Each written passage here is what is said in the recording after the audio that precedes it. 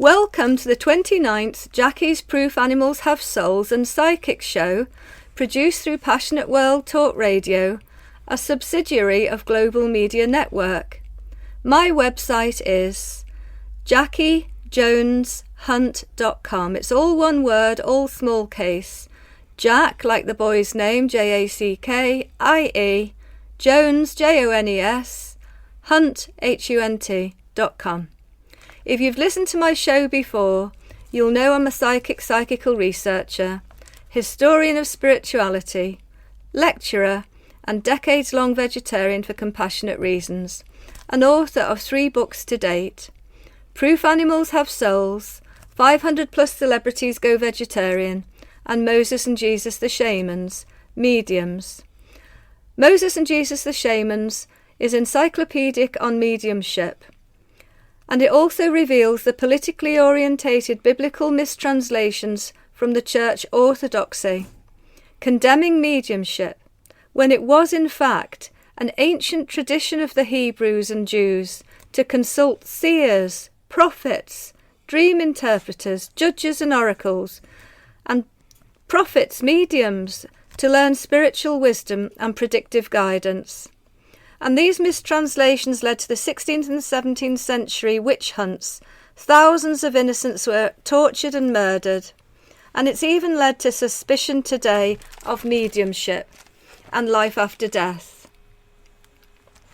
And Proof Animals Have Souls, my second book, it gives you the evidence of the vegetarianism of Jesus and James the Just, his brother, since birth.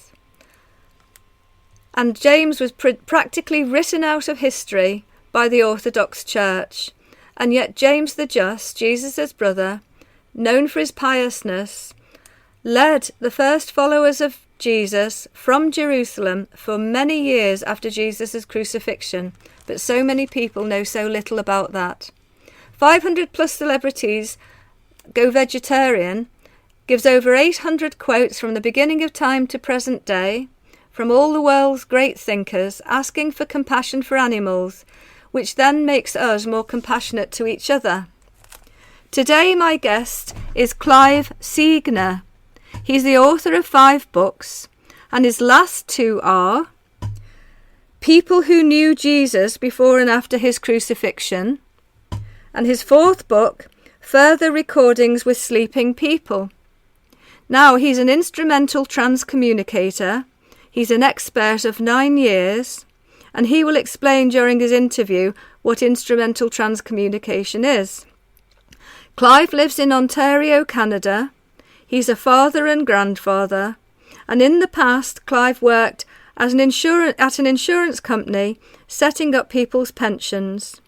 Clive's email for contact is cawsieGner.com. That's the website, and the email is cawsieGner@hotmail.com, and these will be in the blog that follows the show. So I'd like to welcome Clive to the show. Hello, Clive. Hi, Jackie. Thank you very much for bringing me into this. Well, it's a pleasure to speak with you. As time is short, we'll get straight into the questions, and I'm sure we'll end up doing more interviews, Clive, because you've got such a lot to say. Could you please briefly tell listeners what instrumental transcommunication is, otherwise known as ITC? Yes, instrumental transcommunication is a form of electronic voice phenomenon, and the difference between it is that we now use the human voice to record conversations with the spirit side. Yes, thank you. So it records conversations using white noise or like a gaggly type of noise, and then you separate the answers out from that background. Was there a particular event in your life that attracted you to instrumental transcommunication, ITC? Well, yes, there was. I was at an afterlife awareness conference, way back about 10 years ago when I listened to a presentation brought on by a very what's the word I'm thinking for? Very well known. Sandra Rinaldi is Yes, her name. Okay, she's well a known. well-known. Yes. Yes, a well-known spirit, and she talked about and gave us demonstrations of some of her work. But she also mentioned that Craig Hogan, she'd been talking to his mother while she was at the conference and recorded it as well. So at that point, my interest peaked, and I got involved, talked to Craig, and he was trying to get people involved with ITC. He asked me if I'd like to join, and I said yes, I did, and that's how it started. And when you say she was talking to Craig's mother was in spirit, and she was recording conversations with her. I'll just say that you were telling me that your books cover areas like you communicate with sleeping people, asking them questions, and you've had communications from Jesus, and you've even had communications from extraterrestrials. Can you give any interesting examples of contacting and asking questions of sleeping people? I believe we're all in an out-of-body altered state when sleeping, animals included, so I think it's very interesting that you're working with sleeping people. Well, yes, and I think this is an area where very few ITC researchers have ever tried to do much of, but I've been fortunate, and in my book, I talked about interviewing 5 different people that I know, and asking them to give me a question to ask them that I wouldn't know the answer there to, and they all answered correctly. That's interesting. Yes. Yeah. So it was 5 people that you picked. You asked them to ask you or they gave you questions to ask them. You didn't know the answers at all. So when they were asleep, you asked them the questions and you got the answers, and you gave it to them the next day, and they confirmed it was accurate, showing that you had in fact contacted them during their sleep state. That is excellent, Clive. Exactly. You said you work with your guides before the show. Do you know them? Could you list them? The guides who work with you like a spirit team? Yes, my main spirit guide is Jared. And Jared then brought in my dear mother, and my uncle Punch, and 2 other spirits. The last one, the 5th spirit, is one that's brought in new every time I do the work, and that's basically for their side, so these people can learn how to contact them more easily. I see. That's interesting. Do you contact spirit animals, Clive? Yes, I do. Family animals that I had, and actually my granddaughter had, that have passed, and I have contacted them, and they have recorded answers, which are also in my book. I'm on a new project now to see if they have any knowledge of reincarnation, because I also believe that spirit animals, dogs, it's for sure, cats, they do reincarnate as well. Oh, we're human beings. We call ourselves human beings to separate ourselves from animals, but biologically we are classed as animals, mammals, primates, but we like to forget that. And all animals and birds, whether human or non-human animals, they all have REM sleep, rapid eye movement sleep, so they have nightmares and dreams. So yes, we're all animals. So you're currently working on telepathic questions put to animals, particularly your daughter's dog.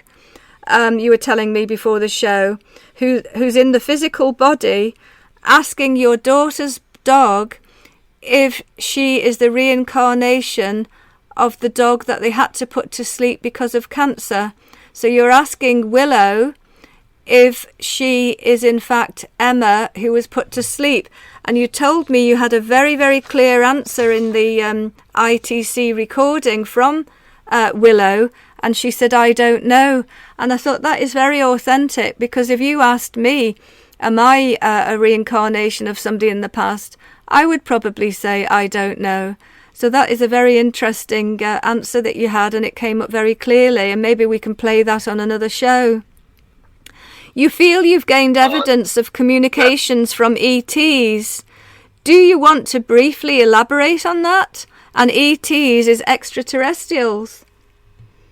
Oh, yes. I have about 80 conversations with Oclamenta, the extraterrestrial.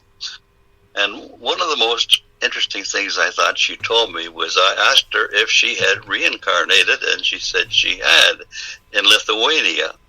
I asked her what her job was, and she said, silencing Russia, never easy, which I thought was quite an answer, because today this is a very hot topic. Yes, it is. So you feel that you have evidence of communication with an extraterrestrial called Oclamenta, but Oclamenta says she actually had a physical human life then in Lithuania. That's correct. And have you got to know Oclamenta quite well through conversations? Oh, yes. Yes, and if you can, written a whole book about her, and I think people who are interested in ETs might find this interesting as well. Yes.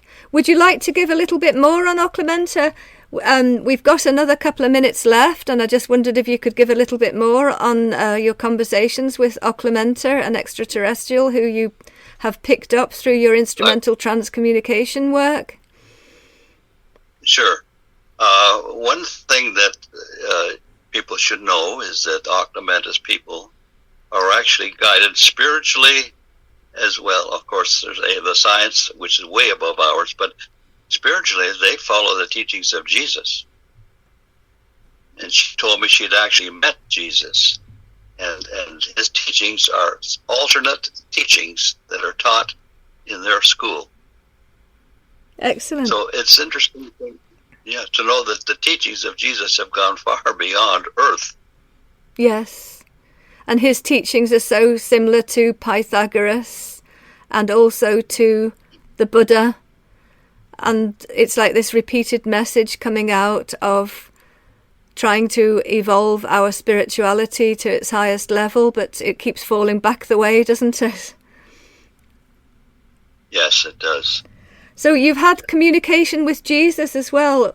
We've got 2 minutes left, so I wonder in that time if you could say anything you can on Jesus, and then, as I say, we've got so much more to discuss in more depth. I'm sure we can talk again in the future.